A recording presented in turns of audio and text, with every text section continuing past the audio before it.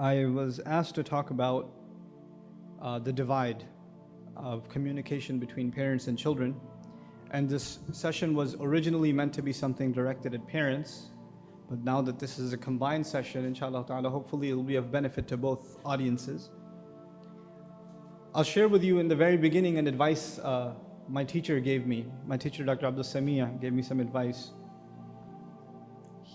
He said, when you're going to address or ever give advice to anyone, and you wonder how you're going to, put together a topic and give a talk, just let the Quran do the talking. It's called guidance for a reason. So find where it is in the Quran that Allah Azza wa Jalla addresses a topic, and let that be the speech itself. And so that's what I'm going to try and do, inshallah ta'ala, living up to that advice. One of the most beautiful places you'll learn something about parenting in the Quran will be Surah Yusuf. And within Surah Yusuf, specifically Yaqub alayhi salam. All over the Quran, he is mentioned as a role model parent. Yaqub alayhi salam is mentioned as a role model parent. And in this surah, we learn something very special about him. Well, I want to highlight at least some of those things, some of those lessons that we can benefit from, both as parents and as children. Yusuf alayhi salam, young boy, sees a dream. You all know the story, right? Young boy, he sees a dream. It disturbs him. Who does he go talk to in the Quran? He goes talk to his dad. You ever see a teenage boy, 12-year-old, 13-year-old, 11-year-old even, maybe 9, 10, sees a dream, something bothered him. First person he goes to talk to is his dad. Anything small goes wrong in your life, especially a boy, and you say, maybe I should talk to dad about this. Is that what you normally do? If it's a really big problem, maybe you'll go talk to your mom. And when you do, the first thing you'll tell her is, don't tell dad. And then you'll talk about whatever it is you have to talk about. The fact that Yusuf alayhi salam went and spoke to his father is already teaching fathers a huge deal. He has some kind of relationship with his child, by virtue of which no matter how disturbed the child may be, and the problem may be big or small, in this case the problem isn't even a matter of reality, it's a matter of a dream. But whatever problem comes up, I should be able to talk to my dad no matter what. I should be able to talk to him. That's the kind of relationship Yaqub alayhi salam has established with his child. He doesn't have to come and tell him, if something happens, you better come and tell me, you hear? No, he comes himself. He comes himself and tells his dad. That's huge. Before we even learn anything else about parenting in this surah, we've already learned something huge about what kind of fathers our fathers need to be. How easily accessible they need to be to their kids. How easy should it be for a child to be able to come to their parent and say anything? I'll tell you something. This is easy to talk about, difficult to live by. I have, alhamdulillah, when I only had one child, you're very protective of your first child, and then second and third comes along, and then you mix up their names, right? Hey, you, Kareem, Husna, number 4, or were you 3? Which one? Just get away from there. You go through the extended family's names before you get their name right, but my daughter, my eldest, when she was in preschool, she goes to preschool, she comes home one day, and she's like 3.5, 4 years old. She comes home, she goes to me, Abba, Yusuf is so funny. There's some kid named Yusuf in the class. I was like, who's Yusuf? Tell me everything you know. Who's Yusuf? And my wife saw it from a corner of her eye. And she goes, Nouman, can I talk to you for a second? And I came over and said, what is it? She goes, you stay quiet. And she took her, and then my wife talked to me later. She said, listen, you don't think your child can see that you're getting upset? I was like, yeah, I'm sure she could. If she sees that you're getting upset, next time, when it comes to telling you anything about what happens in class, will she open her mouth or keep it shut? She'll keep it shut. She won't say anything. She's going to hide things from you. And it'll be your fault. Because you look like you got upset. It's entirely your fault. You can't close that door on her. You have to just listen. It's harmless. She's 3 years old, 4 years old. What's the big deal? Relax, calm down. And you know, as a Muslim father, you have to kind of get trained into calming down. We don't have that training. We actually have quite the opposite training. Interestingly enough, the words that come out of Yusuf alayhi salam's mouth, they begin with Ya Abati.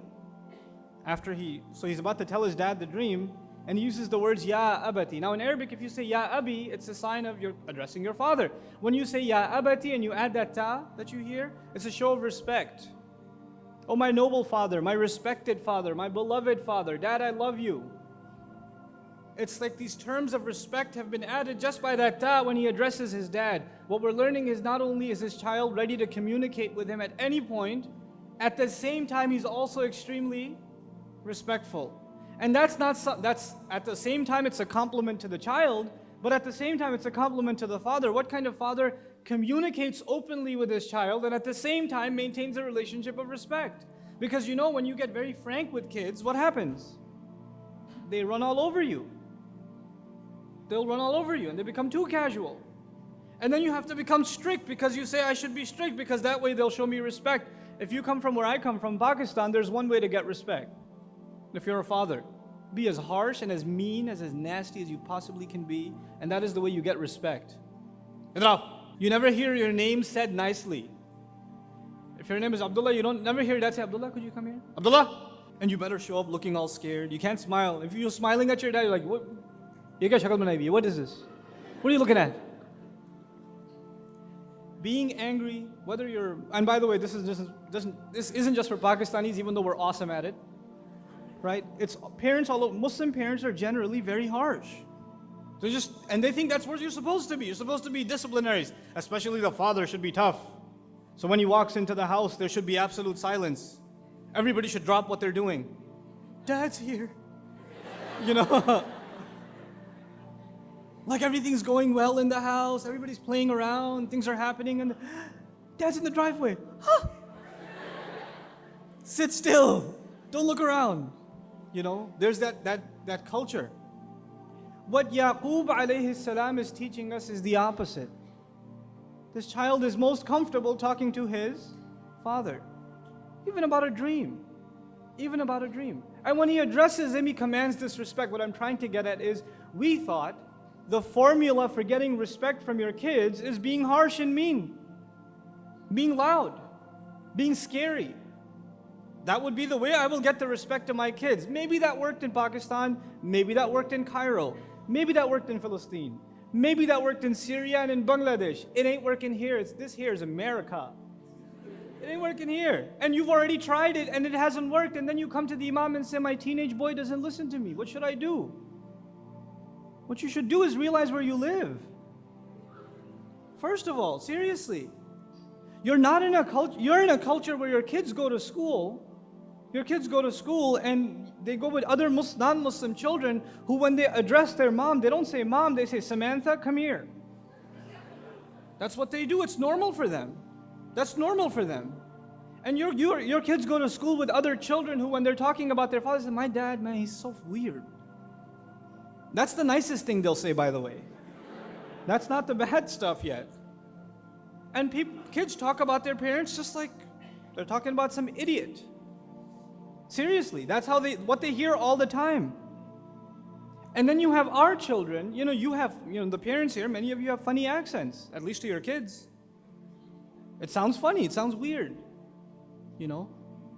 And we're trained in a culture to constantly make fun of other people. We're just trained that way. So guess what? If you're an easy target, your kids behind your back are even making fun of you. There's no respect, is what I'm trying to say. And your idea and my idea was, if we're extra harsh, we'll get their respect. No. If you're open, if you're a genuine friend to your children, if you're a source of nurturing and protection for them, you will have their respect like nothing else will gain it. And you will maintain a communication with them that otherwise cannot be had. One of the biggest problems we have between parents and children is that children, as they get older, they stop talking to their parents. They don't talk to them. How many parents here have teenage kids? Let me see your hands. Inna lillahi wa inna ilayhi raji'un. Honest to God, I am terrified for all of you. I went to a youth program with my daughter who was 7 at the time. I took her to a youth program where there were 500 teenage kids, 250 boys, 250 girls. It was a weekend thing. All these high school kids are there, Muslim kids. And these are supposed to be the good Muslim kids. These are the boys that somewhat look like they're praying. And these are the girls that, I think that's a hijab. Right? These are those kids. I spent some time with them walking around on campus, and then I had to just walk away. So I took my daughter, and we're sitting far away on a bench, and I'm sitting on a bench and I'm crying. And my daughter asked me, "Why are you crying, Abba? What happened?" I said, "You're going to be one of those things in 6 years."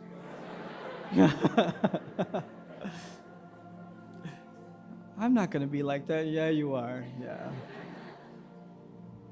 It's coming. Everywhere when I first had a child, I used to be like, man, this is hard, changing diapers. They're crying, you gotta wake up at night, burp them. You pick them up, and they won't go to sleep, then they start teething. They got a fever, all this stuff. It's hard. For early parenting, it's hard. So you go to parents who have older kids, you say to him, hey, it gets easier, right? When they're teenagers, it gets easier, right? And they say, enjoy this. I'll take the smelly diapers any day over my 15-year-old. Man, it's crazy. There is a gap, but there's something to be said about the role of parents in creating that gap. Though the crime is on both sides. I'm going to start on the parent side. Especially fathers, guys, especially fathers. You come home from a long day of work, you sit home, and all you want to do is nothing. You just want to watch TV, flip the channels, watch news, watch where the Dow Jones Industrial Average. You want to check what's going on in the world, even though you won't remember any of it, nor do you care, but this is your form of entertainment. And your kid comes over, your 5-year-old comes over. Dad, look what I made. Look what I did. Dad, play with me. Come on, let's do something. Let's play tag. And they're talking to you. What are you doing?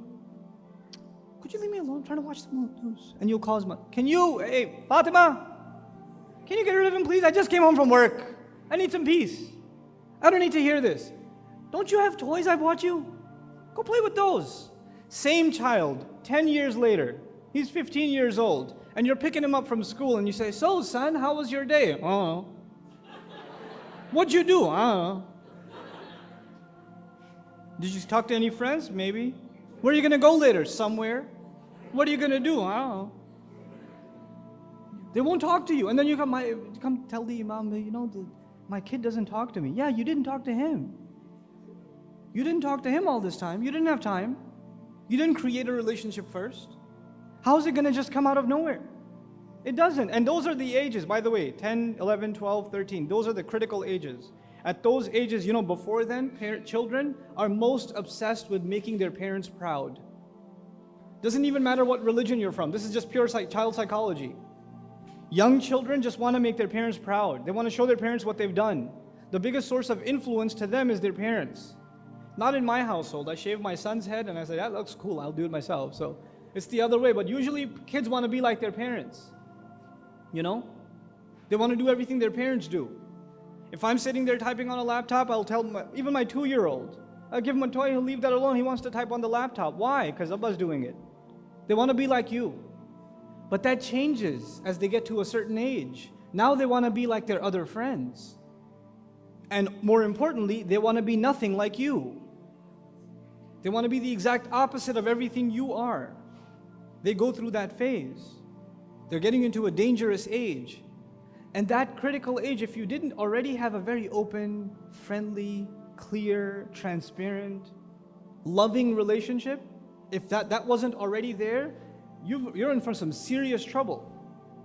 There's some serious trouble headed your way. I bring up Surah Yusuf because at a young age, he's already showing respect and open communication. That's critical for both parent and child. How many of us are having dinner every night with our children? And when you do sit and have dinner, how many of us are actually talking to our kids? Actually talking to our kids. In the age of cell phones and texting and all this other stuff and cognitive dissonance, you can't even carry a real conversation with another human being, let alone your children. And alhamdulillah, I have 3 girls. 2 of them were going to school up until last year. Now all 3 of them go to school. And I used to pick them up from their school.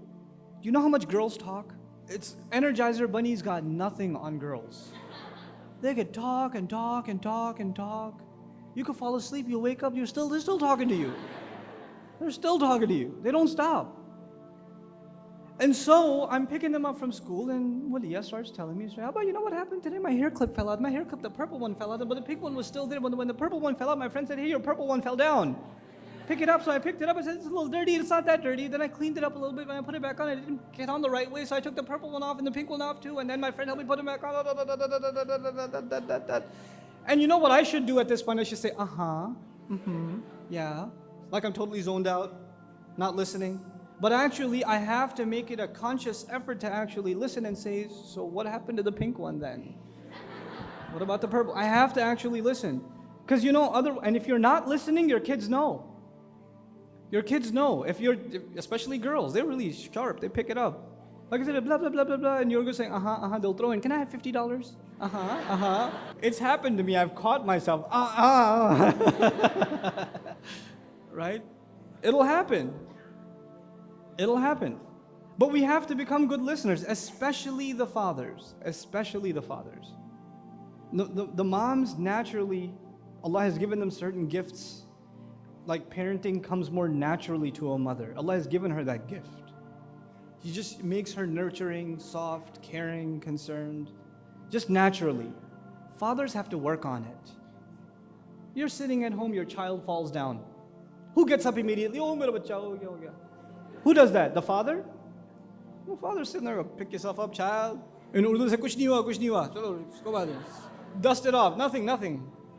That's nothing. Don't worry about it. Just a little bit of blood.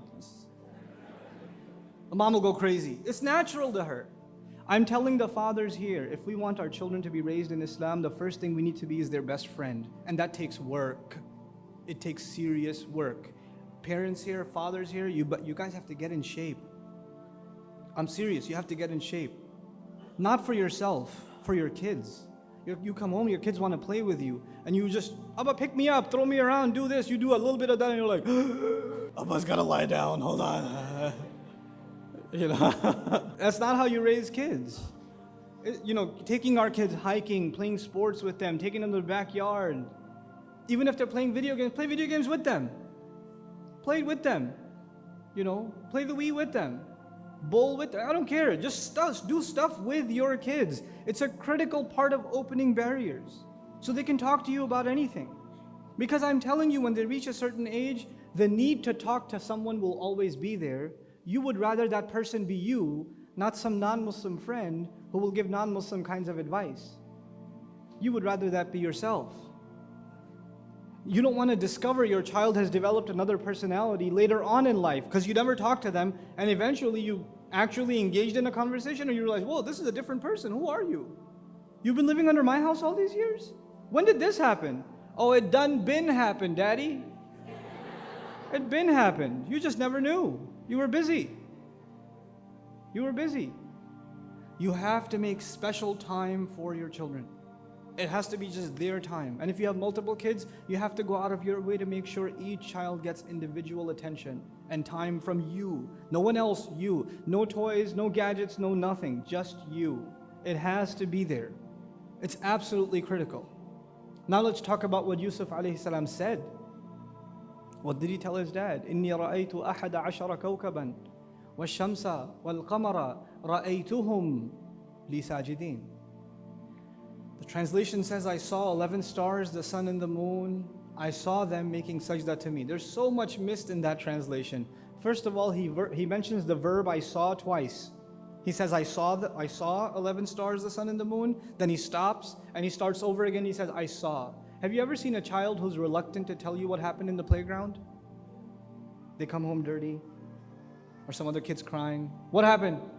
I was playing, and I was playing, and then I was playing, and then when they get to the part that'll get them in trouble, they'd rather what? Start over again. Quran is teaching us Yusuf alayhi salam was so disturbed by his dream, when he gets to the part that really bothers him, Al-Qamar, his dad making sajda too, he's so bothered by that, he starts over again. Ra'aytuhum. Then he says, Li. He doesn't say رَأَيْتُهُمْ سَاجِدِينَ لِي. He says رَأَيْتُهُمْ لِي سَاجِدِينَ. This is called مُتَعَلِّق بِالْخَبَرِ الْمُقَدَّم. That's a grammar term. What it means especially is, to me they were doing sajda? Why me? He was shocked by that. The part that he was disturbed by is mentioned in disturbing language style. Then he uses the word sajideen. Sajideen in the Arabic language to make sajda is only used for people, lil-aqil. The Arabic word to use for non-human things, making sajda, is either sajida or sajidat. He uses sajideen. This is the language of Yusuf alayhi salam. This is how he's expressing the dream. You know what Allah is telling us? By him using the human, one of the interpretations of that is, it is as though this intelligent boy had already figured out what his dream means. That's what disturbed him even more. He had already figured it out, because the kind of language he was using is used for human beings, not for the sun and the moon and the stars. And that helps us understand the next ayah more, because immediately his father compliments him. And he tells him that he's going to have a great future. Wait, two things. What two things did I just say? What does his father do? Number one, he compliments him. Well, number two, he's going to have a great future. Sound familiar? That's just like you, right, as a dad? You compliment your kids all the time? You tell them they're going to have a great future? No, you don't. You don't tell them that. It's almost as though it's haram to compliment our children. It's almost as though it's forbidden. You can't say, you look nice today, you look so good. Great job on the test. I'm so proud of you. You're doing wonderful. Keep it up. You can't say it. It hurts. It hurts too much. For Muslim men, sometimes it's very painful to compliment your wife. It hurt. I understand. It hurts in the liver, right? There's a particular spot over here in the ribs. Sharp pain happens when you compliment your wife. I understand. So the moment you compliment her, to ease the pain, you have to say something mean right after that. Right? So you say to your wife, the dinner's pretty good. Could have used more salt. Like, you have to balance the equation all. You can't just say something nice. And that's what she says. Can't you just say something nice? You ever heard that before? That's with your wife. But with your kids, it's even harder to say nice things. Especially where I come from. We're really good at not saying nice things. Your child struggles in mathematics. He's doing poorly. He's not very tuned into mathematics. He usually gets a 70, a 65, and one day that same child gets a 95 on their math test. Greatest day of their life. They've never seen a 95 before. Then they bring it to you, Mr. Pakistani father. Abba, look what I got. 95. What do? Next time get 100. Right? Come on. How hard is it for you to say something nice? We have to compliment our kids because it builds their confidence. We learn in the beginning of this amazing surah that a father complimented his child, putting in him confidence. And later on in life, when a crisis hit a country, it was his confidence that saved that country. He stood up confidently and said, give me this job, I'll take care of this economic crisis. I know how to manage it. That takes confidence. And in the beginning of the surah, we're learning where his confidence comes from. His father is making him believe in himself. وَكَذَلِكَ يَجْتَبِيكَ رَبُّكَ وَيُعَلِّمُكَ مِنْ تَأْوِيلِ الْحَدِيثِ. These words are very interesting. Yaqub alayhi salam is saying, that is how your master is teaching you. يُعَلِّمُكَ لَمْ يَقُلْ سَيُعَلِّمُكَ. يُعَلِّمُكَ. He says, he teaches you and will teach you. The mudari' includes both forms. In other words, Yaqub alayhi salam realizes this kid is special. Ijtiba in Arabic is used when you recognize when you select something based on a talent. Seeing a dream is not a talent. The fact that Yusuf alayhi salam saw a dream is not a talent. The fact that he figured out what it means, now there's a talent. And this father is sharp enough to see talent immediately and spot it and use the word وَكَذَلِكَ يَجْتَبِيكَ رَبُّكَ. You're not just special because you saw a dream, it's also special the way you described it. You got something special, and clearly Allah is teaching you how to interpret different kinds of speech, and He will continue to do so. And not only is He doing so now, وَيُتِمُّ نِعْمَتَهُ عَلَيْكَ, and He will complete His favor upon you. He's making dua for His child's future. He's not saying things like you and I say, you're a loser now, you're always going to be a loser. You're such a disappointment. 5 minutes? Awesome. It's not a license plate, thank God. So I'm happy about that. He's giving him compliments. He's, affirming the good talents of his child. What that means for us as parents is, if your child has certain tendencies, certain talents, you have to acknowledge them. And you can't unless you listen to them carefully. It takes a careful ear of Yaqub alayhi salam to see this kid's special. Had he not been listening, a child comes, Dad, I saw a dream. 11 stars, sun and moon, they were making such to me. Let me finish watching the news. Won't get you anywhere. Even a child deserves to be listened to carefully. That is the sunnah of Yaqub alayhi salam. Even a child, you should listen to them carefully. They're not just ranting and raving. They have something to offer. They have something to say. Before you send your child to a therapist or an imam, there are people who say to the speaker, and I've gone through this so many times. Parents that are having trouble with their kids, usually teenage kids. You know what they do? Ustad Nouman must have some special solution for us.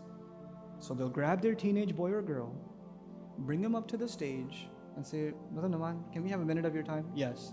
This is my son. He's very bad. Say something. Now, two people are in a very awkward position. This poor guy who's like humiliated for no reason, who already hates my guts now, even though I have done him no wrong. And what am I supposed to say to him? I just say, sorry, bro. Shouldn't put you on the spot like that. No, but he's good, but he's very bad. All they'll say, they'll bring some daughter, some girl. She doesn't even want to come. Can you talk to her? She doesn't listen to me. I was like, no matter what I say, it won't make a difference. You think I have a solution just because, you find that you heard my speech and it affected you maybe by Allah's permission, that I'm just going to have some words for your child and everything's going to change? No, it doesn't work like that. You can bring about that change, not me. And you have to make dua to Allah. Now let's take another, I know it's 5 minutes, I don't know how I'm going to cover all this, but a few other things. A parent is very clear about who their children are. If they spend a lot of time with their children, then not only do they know their strengths, they also know their weaknesses. They also know their flaws. They also know they have an anger problem, or they get jealous really quickly, or they rush into things, or they don't do careful enough work, etc. They know their tendencies. They don't use them to attack them all the time. They don't use that to humiliate them all the time. They still compliment them for the good they have, but they're aware of their weaknesses. That's the other extreme in Muslim parenting. We come from a good family, therefore our children are genetically incapable of sin. Because we come from a noble family. We're from Lahore. Nobody ever does bad deeds in Lahore, so our kids are immune from sin. When the khatib is talking about youth that have problems, then he's talking about somebody else, my neighbor's child, not me, my child, not me. Yaqub alayhi salam's kids messed up. Not all of them were Yusuf. Allah says you will learn a lot of things from Yusuf. You will also learn a lot of things from his brothers.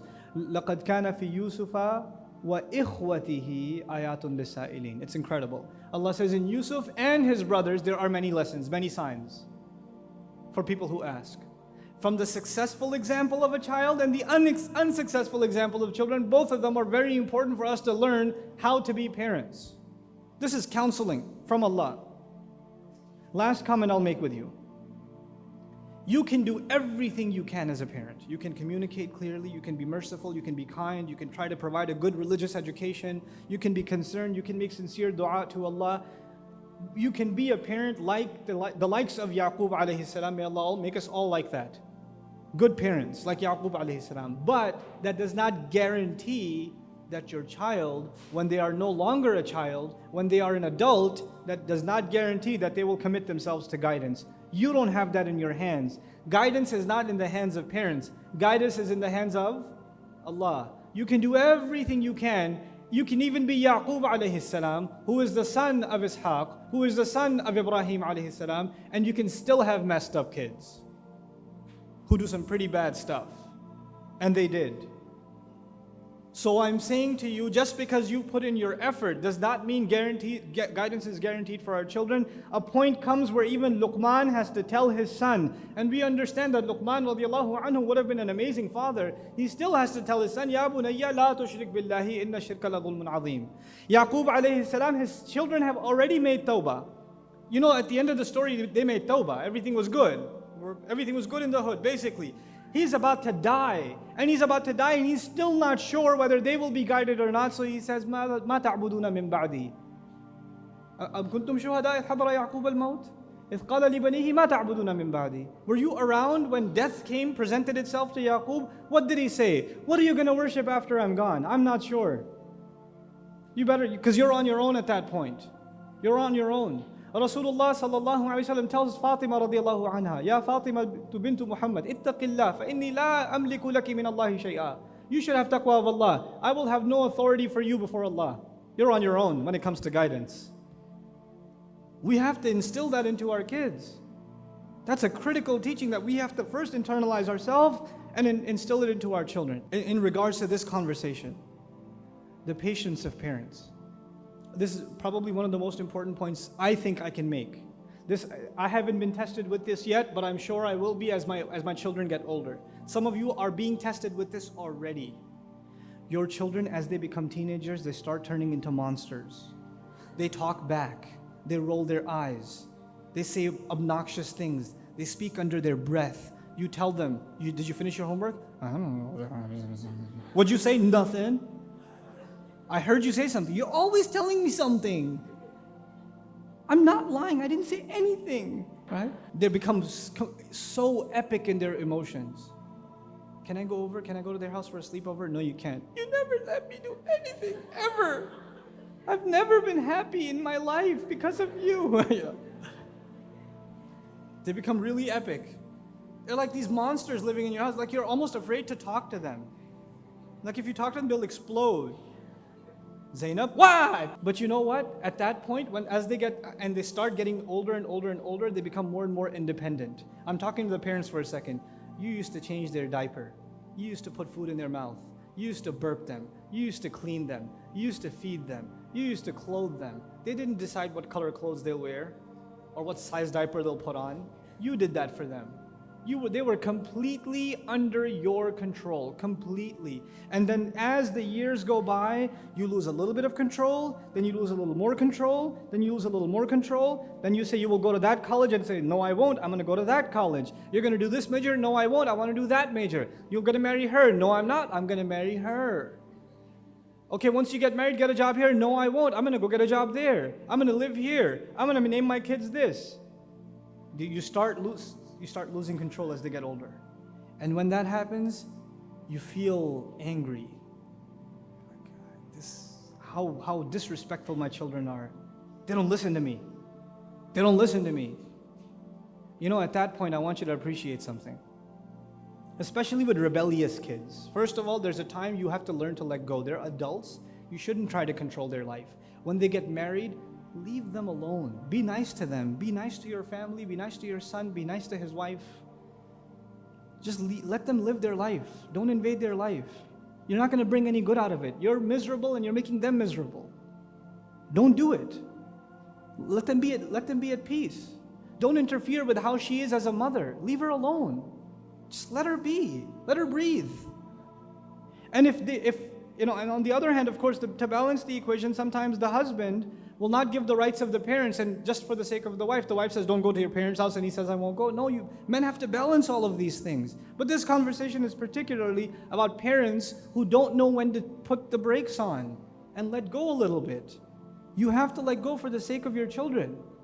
Not just in their deen, but in their akhirah too. If you're not happy with them, how can Allah be happy with them? You're digging their hole in Jahannam. When you're constantly unhappy with them, learn to be happy with your kids. When you think about all the things. Usually, our Muslim parents, when they think about their children, they think all of the things they should complain about. Think of the things that are wonderful about your child. Thank Allah for the ni'mah of your child. Be grateful for what you have. So what if it's not perfect? This is not Jannah. It's not Jannah. So this was the point I'm building up to. This one point. Yaqub alayhi salam's sons messed up pretty bad. They didn't just mess up his car, right? They didn't just break the kitchen sink. They didn't do some minor damage. They left their brother in the woods. That's pretty big. If you do something messed up and your parents find out, you scratched up the car, you put a virus on your dad's laptop. You went through your dad's, those files that are useless papers that he has in the house, that he never reads, but he never lets you touch them? You accidentally shred those. The ones that he'll never read ever, but they're really important to him for some reason. One day he'll make paper planes of them. But now, you can't touch them though. So you shred them by accident. What's your dad gonna do if he finds out? I don't want to know. He'll explode. These guys come into the house before Yaqub alayhi salam, showing him a fake blooded shirt. What does he do? You know what I was expecting? If you don't know the story and you get to that point, you're like, oh, this is going to be bad. These guys are going to get it. What comes next? فَصَبْرٌ جَمِيلٌ. I'm just going to find beauty in patience. When I read that as a father, I could not understand it. Why? It was almost like I'm sitting in the same room with Yaqub. I'm like, why? Why'd you say sabr? What? You should be angry. Hit them. At least smack one of them. One of them. Nothing. He says, sabrun jameel, wallahu musta'an. He knows they're lying. He says, I'm going to have sabr. Why? The question is, why did Quran tell us that? It's a really important question. Because that same question comes up in your household life all the time. Your kids say things, do things that make you so angry. And your immediate response is anger. And the response of Yaqub alayhi salam is patience. The question is why? Because he's a really, really, really intelligent father. We learned that from the beginning of the surah. He knows his kids very, very well. They haven't even planned against Yusuf yet, but he said, watch out, they might plan against you. Did he call it? He called it like a play. He called it because he knows his kids. So he also knows there are times when yelling at your children will make things worse. And the only thing you can do is patience. This is one of those times. Yelling at them will not do any good. The only thing left is patience. Some of you not learning it. You yell at your kids, your 18-year-old. You yell at him, he yells back, he slams the door, he walks out of the house. You yell at your daughter, she starts crying, she doesn't talk to you for 3 days. Then you yell at her again, it happens all over again. You refuse to learn the lesson of Yaqub alayhi salam. Sabrun jameel. There's an age your children reach where all you can do is have sabr and make lots and lots and lots of dua. And then somebody will come up to me at the end of the speech and say, brother, I've been doing sabr. It's been like 3 days I've been doing sabr. Nothing has changed. You can't put a timer on your sabr, guys. Yaqub alayhi salam has sabr. Does it pay off eventually? Do those kids eventually come around by Allah's grace? They do, right? Does it happen the next week? 6 months from then? A year from then? 2 years from then? 10 years from then? It happens a while later, right? Just trust Allah and have sabr at a certain point. These are some basic teachings of Allah's book. These aren't just stories. These aren't just stories. These are the best of all stories. Why? Because every little bit of this story has things that makes my life better. May Allah Azza wa Jal make our lives better by His guidance. Barakallahu li wa lakum. Assalamu alaikum wa rahmatullahi.